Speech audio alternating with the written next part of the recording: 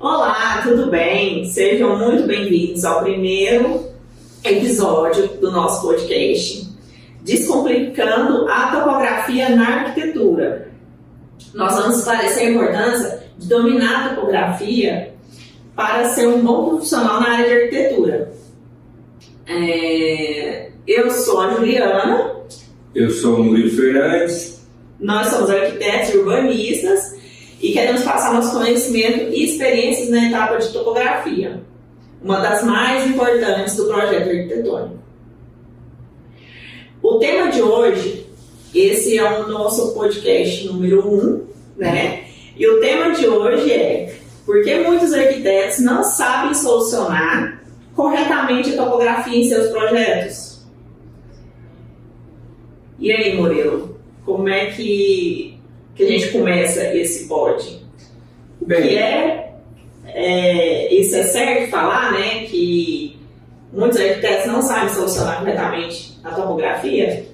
Olha, não é muito mais do que é certo falar, é uma constante realidade que a gente consegue observar, né? Como é que eu vivi essa dificuldade, né? Pelo fato de ter trabalhado na Alphaville durante 9 anos, na gerência do departamento técnico, análise de projetos, fiscalização de obras, a gente percebia inúmeros projetos de arquitetos, sejam recém-formados, arquitetos mais antigos, mas que inclusive só entregavam a topografia junto com a análise porque era uma exigência, ou seja, a maioria dos profissionais às vezes até negligenciam. E como lá no condomínio, lá no Alphaville, onde eu trabalhava, exigia que os arquitetos entregassem o levantamento, né, topográfico junto com o projeto para a gente comparar as curvas de nível, porque tinha regras muito rígidas referente à movimentação de terra, o máximo que pode cortar, o máximo que pode aterrar. Então, assim,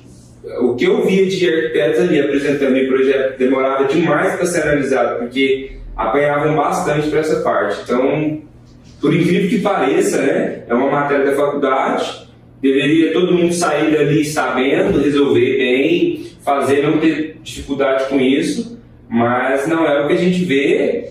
Tive dificuldade, né? Quando saí também, fui procurar aumentar meu conhecimento e tudo, e percebo que muita gente tem e continua tendo essa dificuldade constante. Então os profissionais eles confundem, né, o que significa falta de nível de referência, representação correta, né? Confundem, por exemplo, uma confusão muito grande, né? Por exemplo, curva de nível, cota de nível, né? O que é uma coisa, o que é outra, né? Curva de nível são as linhas que estão ali no mesmo nível ali que é entregue no projeto, né? No levantamento de topografia. E cota de nível é o ponto específico, né? E a nível de referência é um nível que você adota ele como referência para partir do seu zero, por exemplo. Porque muitas das vezes a topografia é entregue pelo topógrafo com os números altos, assim, 745, 900. E tem profissional formado que ainda fica meio perdido com isso. E quer representar o projeto com esses números, né? E faz uma confusão danada, porque isso aí na hora da obra, o cara, o que é 948? Isso é referente ao nível do mar, né? É a base, né? Às vezes não sabe nem o que significa 900, né? O que é 978? Então, o nível de referência é você pegar... curva de nível. Você pegar, por exemplo, ali um nível que você adota como referência, geralmente ali um ponto no meio-fio ou no meio do meio-fio entre a projeção do terreno, e você adota ali um nível como sendo o seu zero, a partir dele você renomeia, né, as curvas de nível para facilitar, porque senão fica complicado até para execução também. E já vi inclusive acontecer do projeto ser representado com as curvas de níveis assim, 749, 748, 747, né, no caso, falando, decrescendo, e aí o projeto está com nível mais 10, mais 20. Ou seja, você perde totalmente a referência. Como é que vai ser feita essa movimentação de terra? Porque você olha no projeto, tem lá 0, 2, quer dizer, trata os níveis e desníveis da planta, mas a movimentação de terra correta, como da parte de fora para a parte interna ali do projeto, não fica bem resolvida, né? E aí não adianta nem colocar a culpa no estagiário, né? Porque você tem que explicar, com certeza. Ensinar para o estagiário como é feito, né? Então não adianta colocar a culpa no estagiário. Foi o estagiário que errou lá no fim, né? Então, porque a gente como arquiteto, a gente acaba ensinando, né? Cada futuro profissional que passa pelo escritório, né? Da gente. Então, qual é a diferença entre topografia solucionada e topografia não solucionada em projeto? Olha, a diferença é a seguinte: a topografia bem solucionada, ela resolve todos os níveis de acesso.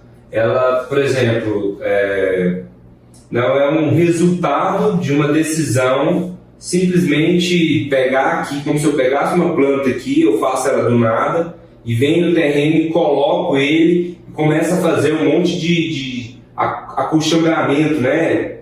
E sai trazendo rampa, talude, sem pensar direito nisso. Porque na hora que eu mexo na frente, atrapalha atrás, eu tenho a questão das laterais. Então, assim, de todos os lados, quando eu mexo em terreno, eu acabo mexendo em todos os lados, que precisam ser bem resolvidos. Senão acaba ficando um negócio meio... você percebe que o projeto ele tá pobre, né, nessa parte de movimentação de terra. Por exemplo, eu tenho um terreno que ele está caindo, né? E aí eu faço um subterrâneo nele aqui, ou seja, eu tenho que ter uma rampa. Né? Automaticamente eu faço a rampa. E aí aqui do lado eu deixo um arrimão aqui assim, né? Porque a rampa vai descendo e vai virando um arrimo aqui na lateral. E aí, e às vezes não pensa que, quem tá lá naquele nível mais em cima, na hora que eu tô cortando essa rampa, eu vou ter que pôr um guarda-corpo. Será que é isso mesmo que eu quero no projeto? E às vezes nem é representado esse guarda-corpo. Ou então eu taludo aqui do lado de cá, né? Junto com a rampa para poder resolver essa parte. Então, em alguns projetos você observa que as soluções elas ficam meio falhas nesse sentido, não só na questão da solução, mas também na questão da representação correta. Onde tem muitos arquitetos que erram na representação correta. Não representam corretamente, por exemplo, esses níveis, né, após movimentação. E isso atrapalha na análise do projeto e, consequentemente, atrapalha na obra e pode dar surpresa, assim, muito ruim depois na hora da execução, onde o cliente fique insatisfeito e tudo esse tipo de coisa. Então, a principal diferença é o quê? É você saber representar corretamente. Então, a topografia bem solucionada, primeiramente, ela tem que ser bem representada e bem resolvida. Eu preciso de ter os acessos de forma clara, se é escada, se é rampa, não interessa se é elevador, e como é que fica ao redor do entorno, porque... simplesmente resolver um pedaço pequeno e deixar o outro para lá. Você tem que resolver tudo ao mesmo tempo. Então, bem representado, bem desenhado, da forma correta, para que seja realmente execuível essa implantação, né? Mas assim, para ela ser bem representada, ela tem que ser antes bem pensada, né? Com certeza. Porque às vezes a pessoa só quer representar bem ali, né, em planta, mas não está bem pensada, né? Antes, sim, né? Sim. Não, porque, por exemplo, quando você tem um terreno que ele é todo acidentado, né? A representação, que eu digo assim, a representação com as coisas certinho, né?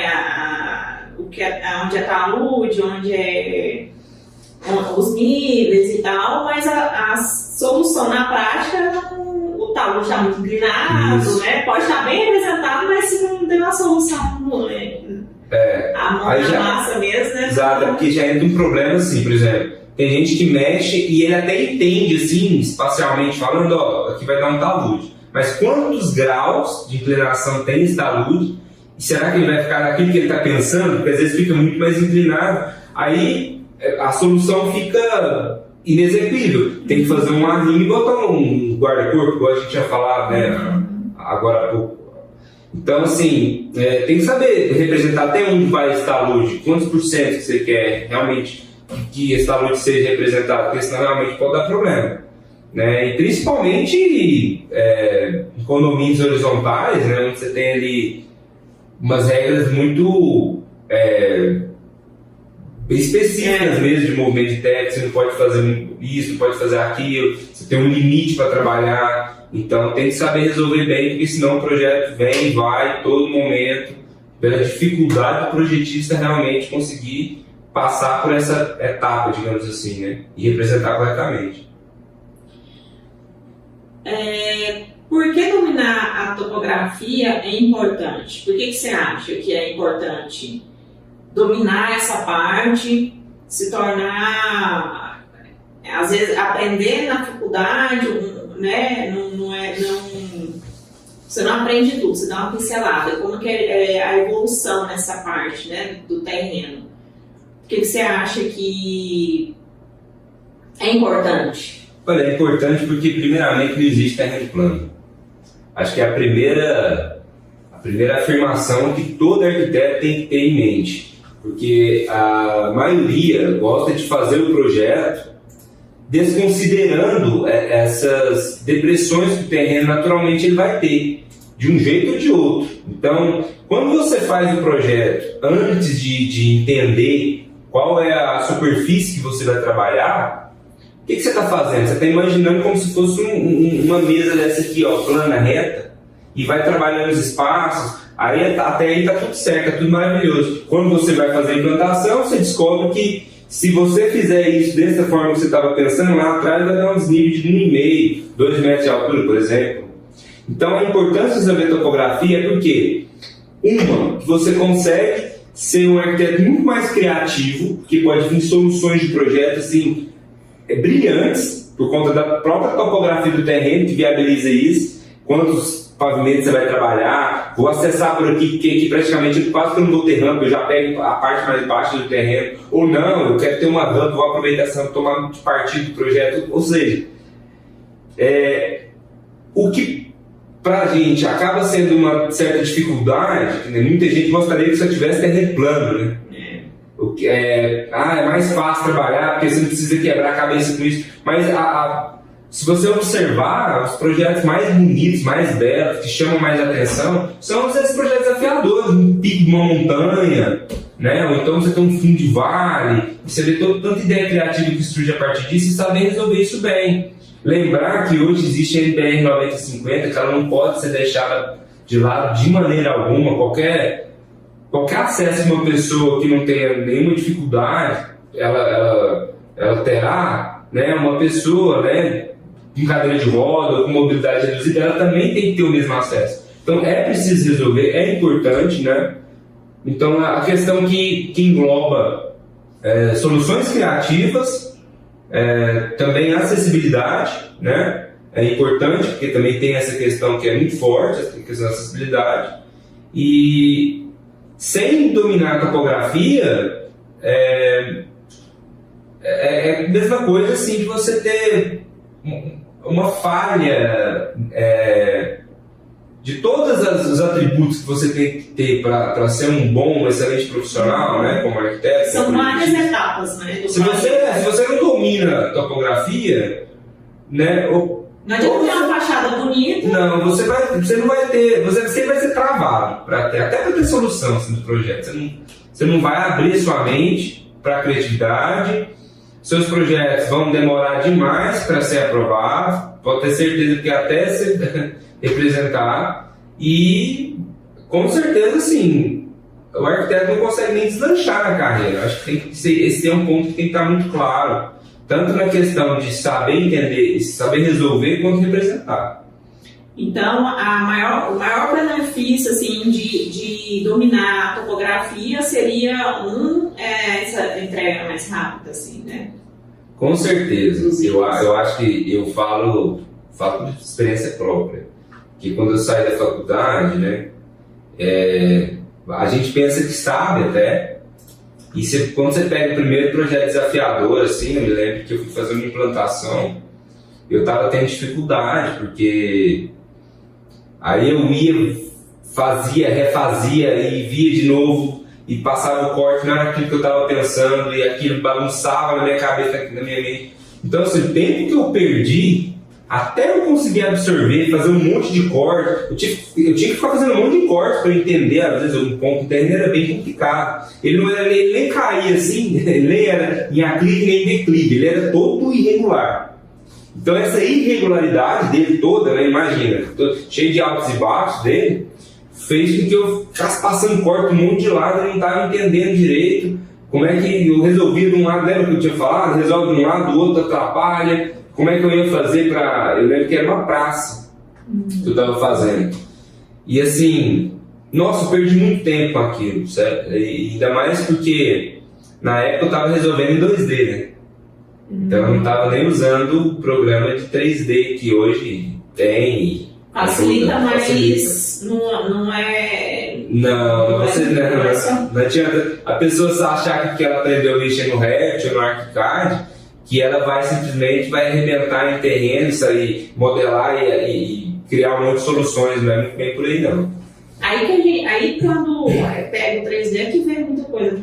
Tem muito mais coisa para fazer do que em 3D. Só na hora de pensar em pegar a calçada e arrumar ela da forma correta, que muita gente ainda pega nisso aí, você vê rampa, do meio fio você já vê uma rampona, e aí o coitado do cadeirante, né? Ele tá passando na calçada e tem que fazer rapel, que ele não consegue, infelizmente, passar porque um projetista não foi competente o suficiente para resolver e deixar esse cara no projeto, e nem o executor também, né? Hoje em dia está mais difícil isso acontecer, a prefeitura, pelo menos aqui em Goiânia, está bem em cima disso. Eu acredito que em várias cidades do Brasil também está bem incisiva essa questão das calçadas serem acessíveis.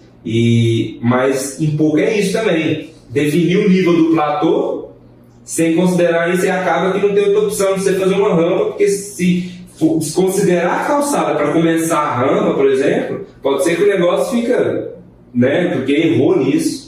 E acontece muito. E assim, no seu caso, né, tem várias pessoas que devem passar também pela mesma dificuldade, né, nessa parte topográfica. Assim como você fala, né, que a gente está falando aqui no nosso primeiro episódio, o meu caso foi o seu caso. Né? Como é que foi a sua experiência? Como é que foi a primeira vez que você saiu como profissional, pegou o primeiro projeto para fazer? O primeiro projeto foi bem desafiador, porque a gente saiu da faculdade, assim, já quase finalizando a faculdade, entrei no estágio em um escritório, a gente trabalhava com terrenos, né, fazer implantações, e eu peguei umas escolas para desenvolver implantação. Foi dividido, né, entre os estagiários. E aí, nossa, eu achava que só saber o que era talude, o que era arrimo, resolver a vida, que é curva de nível, né? Quando a gente põe um terreno assim gigante, há várias áreas, né, grandes, assim, várias curvas de nível, escola infantil, aí que você tem que pensar, assim, uma coisa bem pensada. E não tem essa de passar a patrola e sair cortando o terreno tudo e tal, ok, não podia fazer isso, tinha que trabalhar todos os níveis do terreno. Porque uma quadra inteira, né? Se você pegasse o nível de baixo, por exemplo, e cortasse lá, você tem um arrimo, você tinha que ter acesso também do lado de lá. E a empresa não quer ter esse tipo de gasto, né? Ele quer que você resolva o que dê menos gasto para alto, né? Gasto vai ter, que gere menos, né? Menos investimento. Então, assim, tinha que trabalhar terreno. Tinha que trabalhar de uma forma que você não comprasse tanta terra, não fizesse um muro de arrimo muito alto ou muito extenso. E aí você fica ali vendo e fiquei perturbada. Doida, enquanto eu não fiquei no seu pé para você me ajudar, né? Tinha que resolver em 2 semanas uns 6, 7 escolas infantis, né? Gente, que é isso? E aí, né? Quantos anos você já tinha de formado? Contando bater cabeça. Já 6 anos, acho que 6 anos já, 6, 7 anos. Nem você sabia que você tinha tanta... Não, mais, né? Acho que era 10 anos, você já estava graduado, né? Não, 10 anos. 10 anos já tinha 10 anos já. Gente, é outra na prática mesmo. E esse problema, é interessante a gente falar isso, porque aí, tipo o meu caso particular, seu caso, que eu acompanhei também, assim, né? E o que você me passou, eu peguei, né? Aí em 2, que o pai ali, você pegou, ó, passo a passo, você pensa daqui, você pensa daqui, porque a inclinação tem que ser aqui assim, aqui não pode ser dessa forma e tal. E aí eu fui visualizando, gente, isso aqui eu não vi na faculdade, o professor ensina, mas você nem... Não ensina dessa forma, só ensina conceito, faz uns cortezinhos lá pra você entender como é que é, mas, cara, isso na prática... porque quando você vai pro campo de batalha é outra conversa. Quando você começa... isso é um grande problema que eu percebi não só vendo o meu caso o seu, mas também pela experiência de ter trabalhado lá com aprovação de projetos. Acho que ele passou mais de 1000 projetos na minha mão ali, assim. Não diretamente, porque eu não era o analista, mas eu substituí a analista na ausência dela, e como gerente de departamento técnico, cada caso que tinha, sempre eu estava vendo os projetos, então eu via projetos de tudo quanto é tipo, inclusive os projetos internos que a gente tinha que fazer lá dentro, assim. Então, eu vi que não é uma coisa que não é de 1 a 2 pessoas, são várias pessoas que têm esse problema. E muitos até nem sabem que tem, sabe, assim... Acha normal o analista fazer um monte de riscar o projeto inteirinho e a pessoa tem que ir lá pessoalmente, se caso você tem que ensinar para ela. Só que assim, não é a mesma coisa, né? Ela entende mais ou menos ali, porque fala que você mostra o jeito que você tem que representar, muitos até representam daquele jeito, já na ânsia de passar logo. Mas você percebe que, sabe, não internalizou. E um grande problema que eu vejo é que nas universidades a matéria, pelo menos para mim foi assim, né? Ela é dada, mas parece que voltada como se você fosse fazer topografia, né? Levantamento planimétrico. E a ideia é o seguinte: o arquiteto ele tem que saber pegar o levantamento planimétrico e entender ele já logo de cara, saber o que tem que exigir do topógrafo e começar, a partir daí, fazer o que deve ser feito. Até interessante aprender a fazer a medição com mangueira de nível, né? Que é muito bom saber, até, para fazer uma parte pequena, que você não queira chamar um topógrafo, mas... Você vai evoluindo nessa parte. Mas o mais importante e interessante é você realmente experimentar. E é só fazendo... E aplicando algumas técnicas ali que a gente sabe que pode ser aplicada, principalmente quando você já pega o terreno, que vai fazer com que você distraia e vá embora. Apresenta as soluções, chega para o cliente, mostra para ele e fala, olha, tem N opções, né? Tem N possibilidades. Você já conduz ele para aquela que seja mais interessante do ponto de vista econômico, do ponto de vista acessível, do ponto de vista... criativo também, tomar partido disso, né? Que também é possível. Não só a adoção do partido tem que ser somente observando o terreno, tem várias outras vertentes, mas também é uma possibilidade. É uma possibilidade. Então... Tem argumento com o cliente, né? Então, assim, na matéria mesmo, a gente percebe que fica, por exemplo, vê poucos conceitos, aplica um pouco, mas de forma muito rápida. E não há essa cobrança incessante assim, de realmente resolver isso de forma clara. Assim, porque a prefeitura mesmo ela não cobra tanto essa parte. Não cobra. Então aí fica um monte de profissional sem saber resolver a parte do terreno, que é uma das mais importantes. Sim. E tanto não cobra porque você percebe que eles não pedem, né? Você vê, dependendo do condomínio horizontal, por exemplo, que acontece caso com condomínio fechado, lá é quase que imprescindível. Lá eles pedem sempre.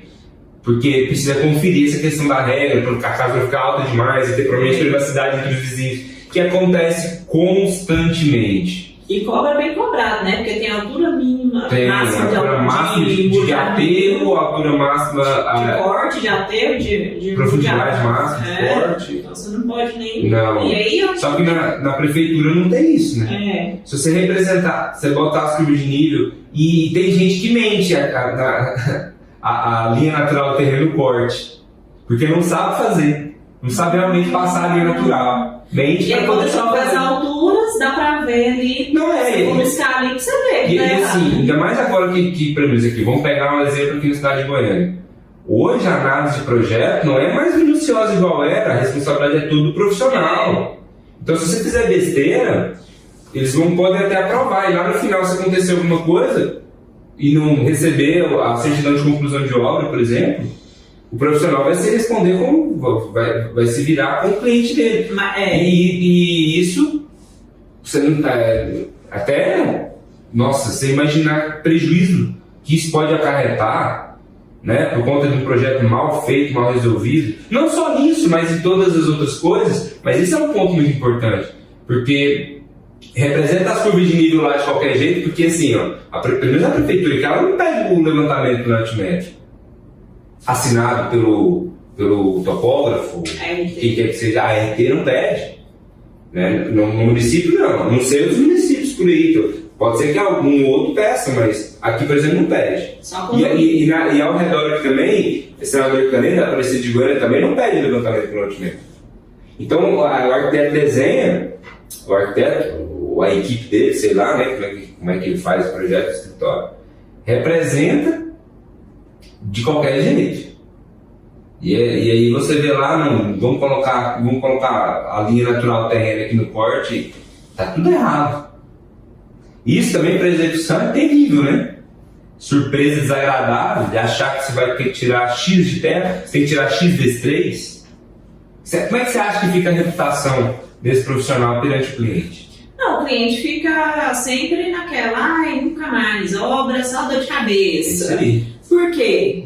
Porque começa do projeto de arquitetura, depois, cada etapazinha, né, começa com o projeto de arquitetura, faz bem feito. Fez, depois é a contratação da pessoa que executa, né, conforme, que saiba do projeto, né, que executa fielmente aquilo ali. E aí não vai ter essa dor de cabeça igual tem, né, a famosa dor de cabeça. Tem gente que escuta falar sobre obra e já sai passando, nossa, arrepiando todo, Deus me livre, sei o quê, porque vai contratando profissionais que não sabem. A verdade é essa, que não sabem resolver a parte do terreno e também para executar fica aquela coisa. Né? Não, e isso aí, olha que tristeza que é, porque o que deveria estar resolvido de forma plena, clara no projeto, fica para resolver na obra. Aí os profissionais da execução falando mal daquele projetista, o cliente insatisfeito, e a profissão toda perde com isso.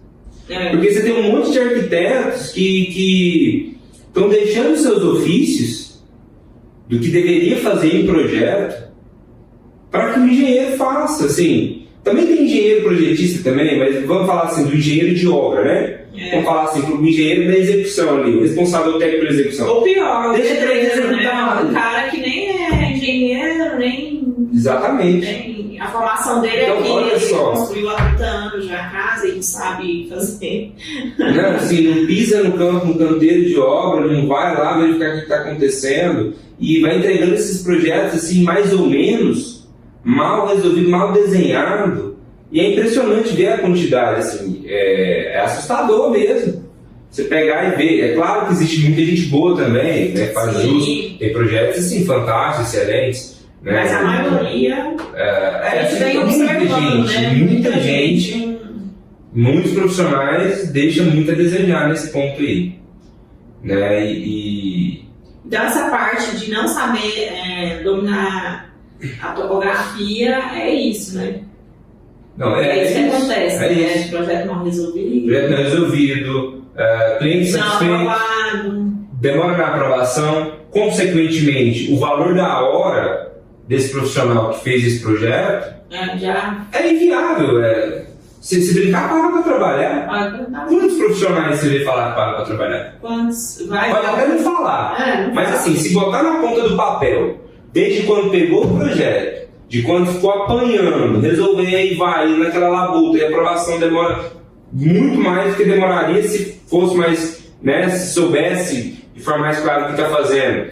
E o cliente, às vezes, os complementares volta para poder resolver um monte de coisa mal resolvida, nem se paga. O tempo nem se paga, aquilo que se cobra. Né? E a gente, infelizmente,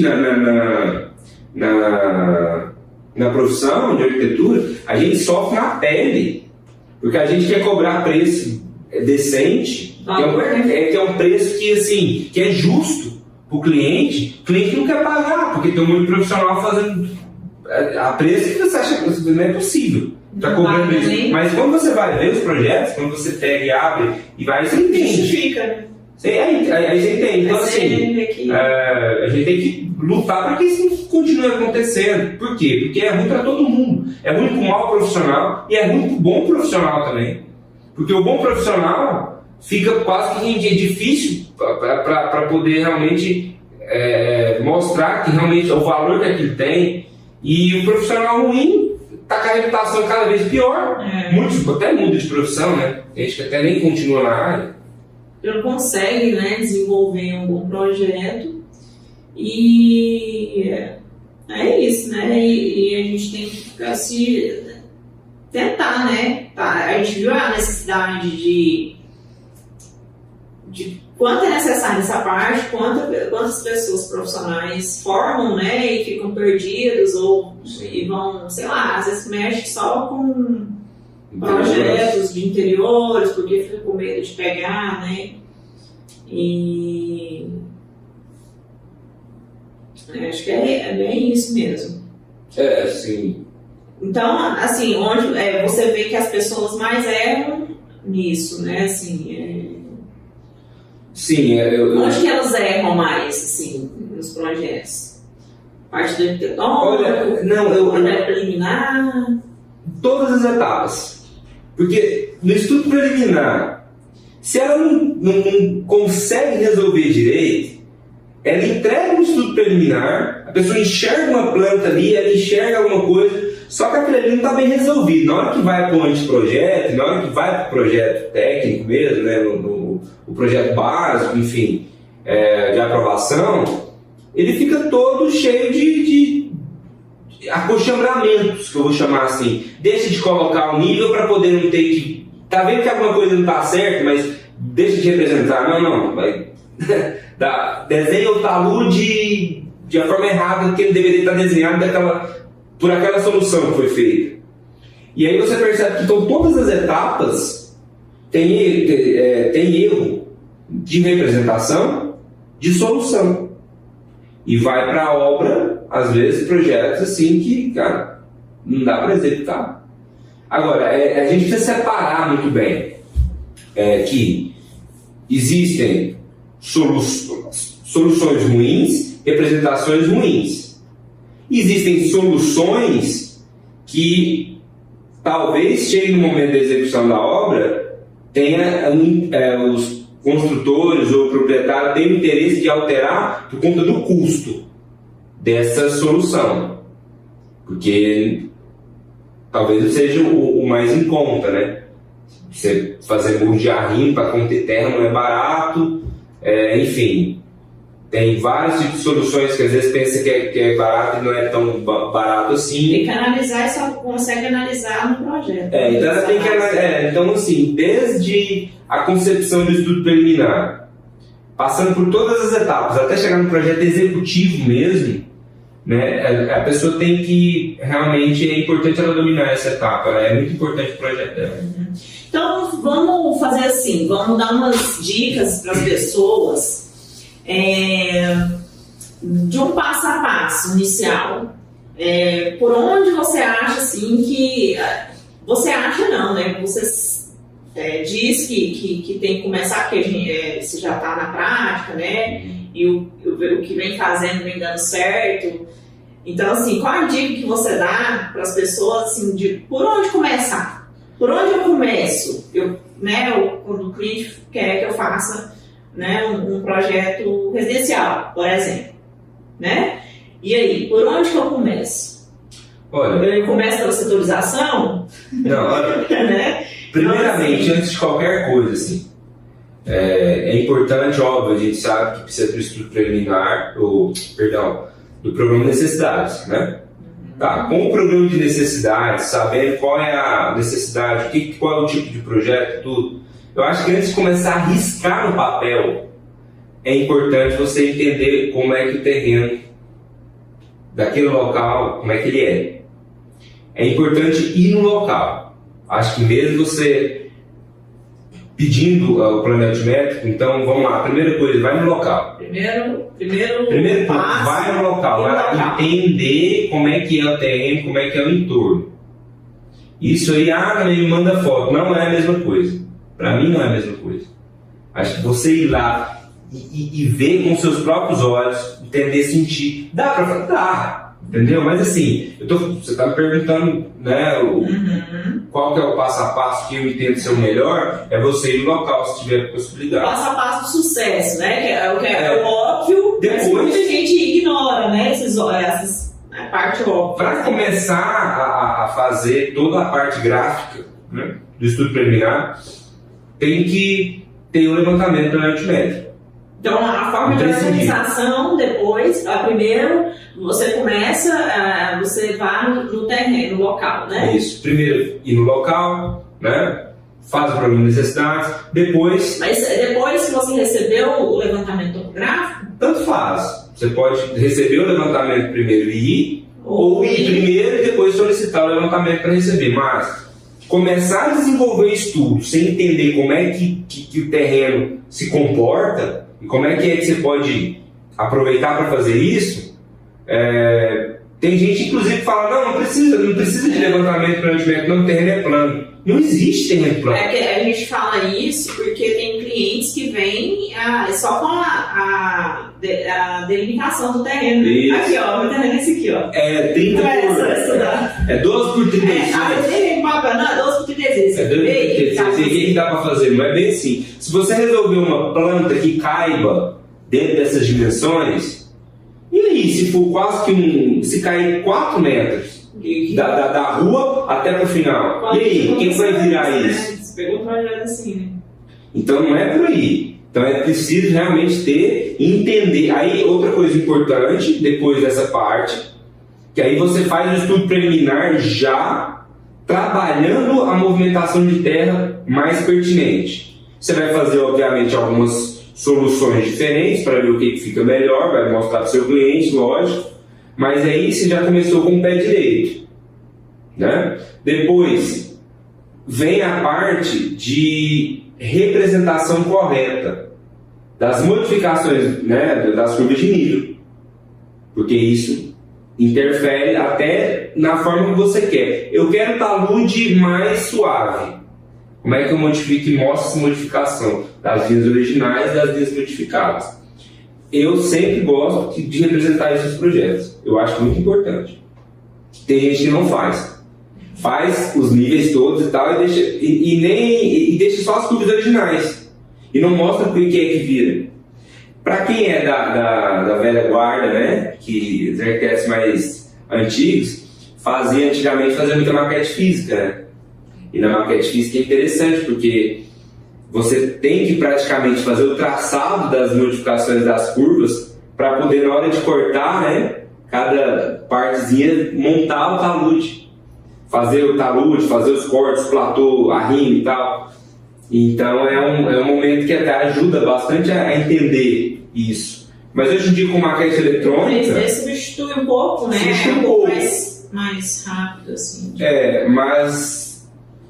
Para quem mexe, sabe, assim, que na hora que você vai mexer, principalmente dependendo do tamanho do terreno, dá um trabalho, às vezes é mais de 2 dias, só com o terreno, mexendo só no terreno, né? Ou seja, não dá para você fazer uma solução de qualquer jeito, porque o tempo e o trabalho que você vai ter para mexer nesse terreno original, né? Que você exporta as curvas, né? E cria a superfície topográfica ali, o relevo do terreno. E mexe, depois viu que não ficar legal e voltar de novo, é isso também que faz perder um tempo que é descomunal. Né?